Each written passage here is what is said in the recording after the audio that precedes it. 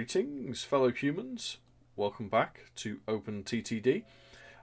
If you'll recall, in the last episode, we improved our goods route from the steel production facility up at Sarding Head Cross Woods, taking the goods down to Clonhatton Springs North. And by improved, I guess I mean we added some trains. And we added some trains to our steel production routes as well, largely as a result of having instituted this, taking engineering supplies from here to improve the output of both the iron ore mine and the coal mine. So we're still somewhat hamstrung by old trains. If we have a look at our trains and we sort by age, then as you can see, we've got trains aging out and costing money to be replaced. And it's a similar situation with our fleet of ships. But you know what? I am okay with them taking as long as they need to take. Because our goods route here has earned us a decent chunk of cash. The trains that are running on this route, they're getting 17, 18 grand per delivery, and with 3 trains, I think we're averaging a delivery a year per train. So, when you take running costs off, we're easily clearing 10 grand a year on the trains. These are our most profitable trains to date, and they're also pretty speedy. They're not too bad. Running empty on the way back up, 34 miles an hour, but even running downhill, they often hit that speed just because they're running downhill. They slow down a little on the straights because they, on their own they can't. You can see this one here slowing down. On their own they can't maintain that speed, but there's enough of a downward slope that on average they shift some on the way down. Now, I had come up with a bit of a plan to spring into the good books of Clonhatton Springs and to make Sarding Head Cross slightly less cross with us. The plan is to build a station here and run a passenger route. We've got a hotel at either end. We've got a decent sized city here as well. I think we could reasonably run a passenger route from one place to the other. So what I thought we would start with is something like this. A bit of a route up here. Let's go ahead and set these up. There we go. Like that. And then, so when the train comes up, it can just break off, and we've got a bit of a gap before the train struggles up the hill.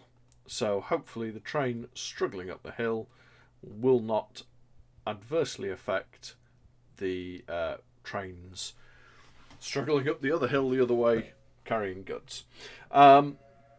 In terms of the train route back, what I thought we might do here, this is one of those ones where I'm going to end up, just to save money and save speed, doing stuff that when I look at it in the future, I'll go, what on earth were you thinking? But I don't care. This is just the plan that I have, and it might not be the best plan, but it is what I'm going with. So we'll have a little bridge here, we'll have a little bridge there, and that way, admittedly, we're going to slow down to 30 miles an hour on that little concrete bit, but all in, that shouldn't be too terribly bad. Let's go ahead and put this on there. There we go. So some random signals each way, and yeah, I guess we're going to Hmm. Uh, at the moment, we've got one train depot on one way. We could possibly do with a train depot the other way. Just thinking as well, if we're going to be adding more into here, do we need to maybe readjust this slightly? I think that might not be the worst idea. Let me just fast forward this on and have a think. What might be the best way to do this? We could, for example, we could maybe go with one each way, like this. I recognise we are taking both of those pretty close to the hill, but you know what? I think I'm all right with that for now. So if we go ahead and do that, and then potentially on this route here, we want one coming back, like so. And I think that will do it. All right. So it looks like, I've spent a little on construction here, but, a whole bunch has been whisked away by auto-renewed vehicles. And that is just our lot at the moment. So we're going to sort by engine this way. I think this is what we want. And I'm going to stick with one. Am I going to stick with one? Already regretting it. I think I might stick with two. I'm going to stick with two. I'm going to stick with two. Two is what I'm going to stick with. Not one, but two. And let's add some of these on here. That's pretty good. So we're going to go up to here. We are going to full load, and we're going to come down here, and we're going to full load here too. And away we go. And if I borrow more money the other way, am I able to clone that train, or can I not quite afford it? I can't quite afford it. So let me just fast forward some. There we go. Borrow up to the limit. Still a little shy. And we get hit by an auto renew. Yeah. This is the challenge that we are facing. You got to get your timings right in order to manage to spend on new things. But we've got one train built, and we can kind of keep an eye on this, repay down the loan, see how this train does. Yeah, so what do we need? We need just shy of 70,000. So once I've, because my maximum loan amount is 100,000, once my loan is down to 30,000, I will try and clone the train, and we shall see how we go. In the meantime, there it is, filling up. Okay. Alright. So, let me just get this all set up. I should be able to... No, I can't do that. So, should be able to go like this. There we go. And set that train off. There we go. So there is at least, we've got two going each way. And I guess I am a little concerned if we do end up with a situation where two trains are stuck in this station, loading up on passengers, then the goods trains, aren't going to be able to get in. But, this is sort of the problem. With my reputation in tatters in Plonhatton Springs, I'm unable to even do something like add a simple one platform extension, which would, resolve the issue. So adding a passenger service that is hopefully good, you know, that ought to help resolve that situation and consequently let us expand our network in this area in a manner that suits us.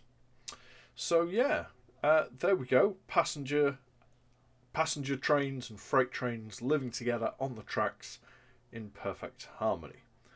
Now let's see what else we can get up to. So yes, here we are at the end of our branch line, I guess, our backbone, we were calling it somewhat grandly, and it's not particularly grown any, but it's seen a fair bit of passenger transport and travel, you know, and the passenger trains on here are making a chunk of cash, or are at least profitable. Now I think it's fair to say actually that yeah, they're on here, they're making money every year. That's pretty good, given the speeds we're talking about.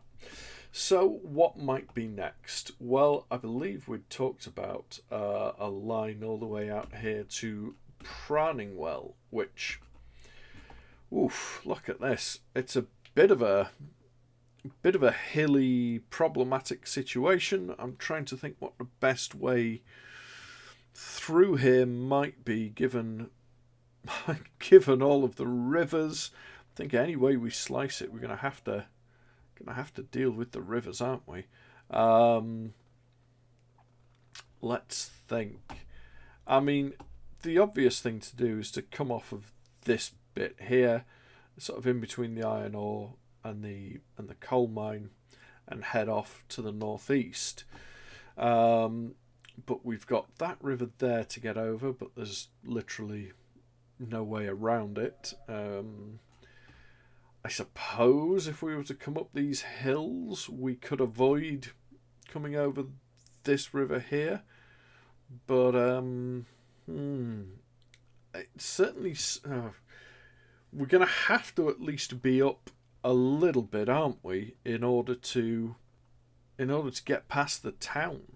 Because, you know, if we're going to carry on our route, there doesn't seem to be a really obvious good route. So perhaps coming all the way up the hill might not be the worst thing in the world. If we were to come all the way up this hill, we would then be able to bring the main route along here, and just come down to Brenningstone and Parningwell, and on to Flondington. I guess that would take us to Bardham as well, which looks like a pretty hefty town and quite a useful place to go to. So why don't we do that? I'm going to start out by building a station here to give us something to aim at. Where should we do it? I think potentially here. That's something. It's not exactly central, but it kind of looks like the town's pretty big anyway. So, yeah, let's see. Get these crossed up.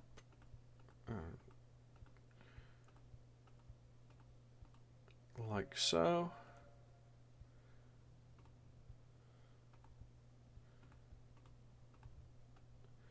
And then there we are. You know, that's the way to here. And I think, oh gosh, going to put the game on fast forward for a while and let us spend as we earn. I just noticed, you know, we went from 50 grand down to 0 there super quickly, because we're just, you know, replacing stuff so frequently, so often. You know, there's not really a way around it. Okay, so here we are going. We've got something to aim at here. That's not too terrible. The question is, how do we get up there? Well, let's get our things in order here. We could, for example, do this. I'm forever struggling when I create these things. There isn't really. I haven't found a decent way of doing it. Basically, this is going to be what I go with.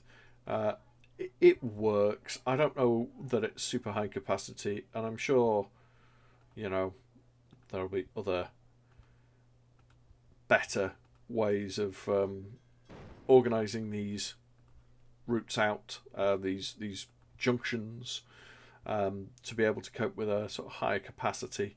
And one of these days I might even get one. But let's see. So if we're off on the left, let's just come over here and carry on the left here. If we're coming on the right and we want to go to Penningwell, then we can do that. Okay, so that's a good start. And I think, we've just got this straight shot for a while. Maybe a little bit to the left here. Wow. Okay, let's fast forward again. Just to earn some money. It's nice that we earn enough that, we can pretty much just occasionally stick the game on fast forward. Oh, notice we went from 50 down to 15 again. Replacing ships and trains, I guess, left, right and centre. There we go. A couple more suspension concrete bridges. Do we think try and avoid the rivers and come up here? I think that's maybe what I'm going to do.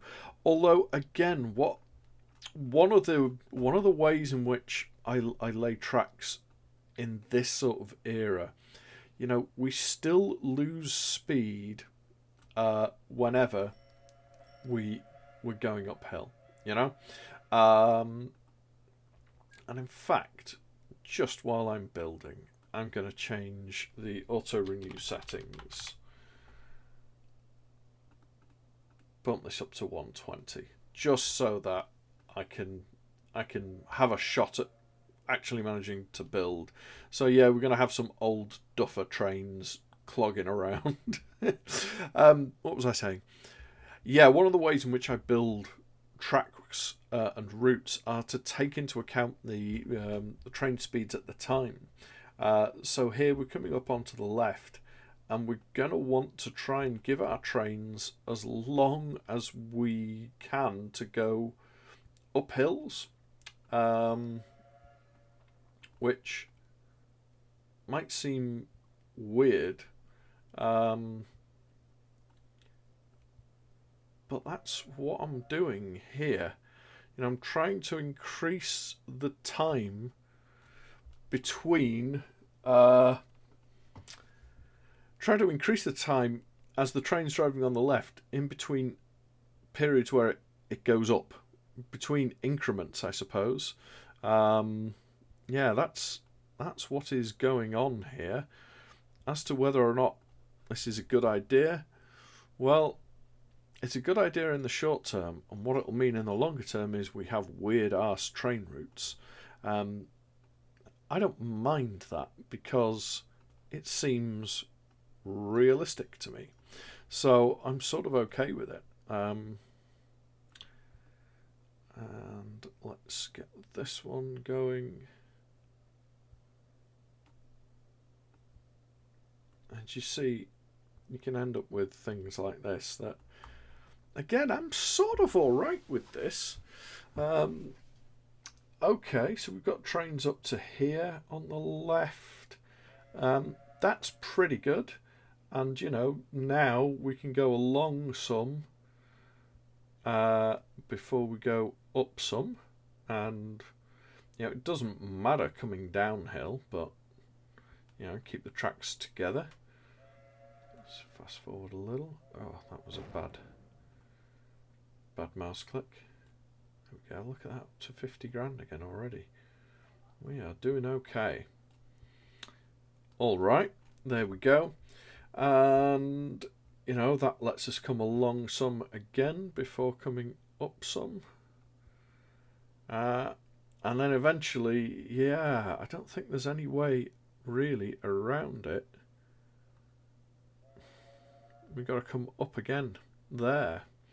So that's going to be the worst part. Unless we ditch some of this and come up a little earlier, that might be the way to go. Yeah, I'm going to go ahead and do it. So hopefully it's had the trains on here will have had enough of a run up. Wow, I'm terrible at this. My mouse precision is apparently non-existent. This is why I don't really play first-person shooters anymore. One of the many reasons. Okay, I suppose we could come across to the side and tunnel under. We could keep it flat here, couldn't we? Just going to fast forward a little, get a bit more of a war chest going. We're up over 50 grand there. So let's see. Is it worth it? Potentially, if I were to do that and that, we've got 2 there. And then, down here like that. Then we could just tunnel under if it weren't so, ridiculously pricey. But then, maybe doing this. Oof, still pricey. Any way you slice it. I don't know if that has helped in any way. There we go. What's that going to cost? 50 grand. No, this has probably just this has made it more expensive. Money saving tips. Look elsewhere. But at least this gives us the gap. Having the gap in the middle is not useless. It gives us a place we can put signals so that we don't have as long a signal gap, and that effectively increases the capacity of the track.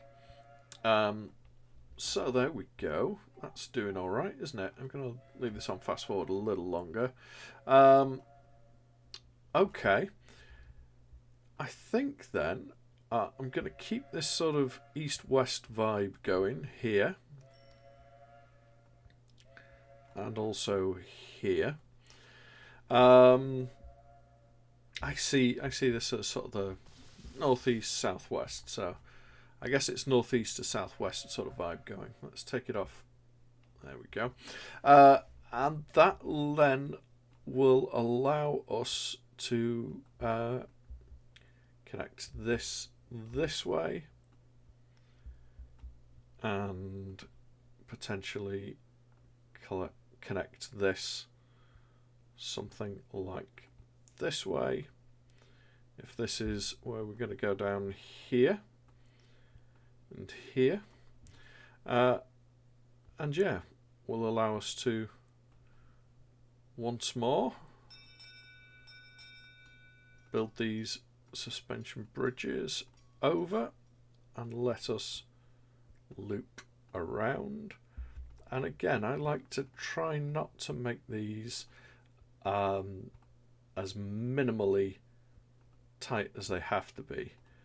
If at all, I can avoid it. And in this situation, it would appear that I can. So there's a relatively decent route. So it's going to take some signalling. My gosh, is it?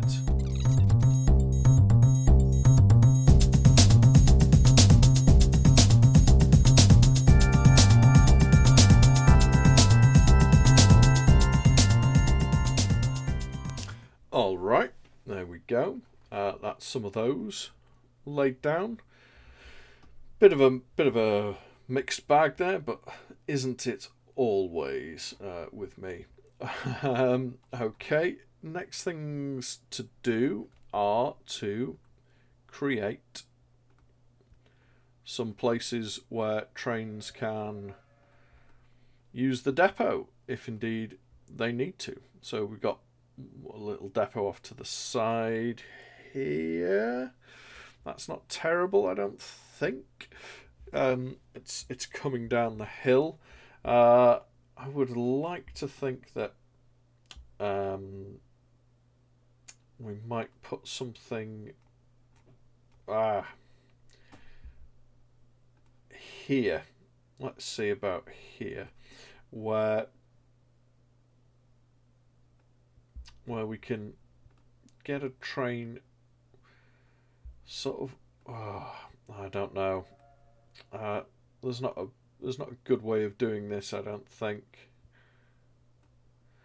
Yeah, I don't know if that's much cop at all.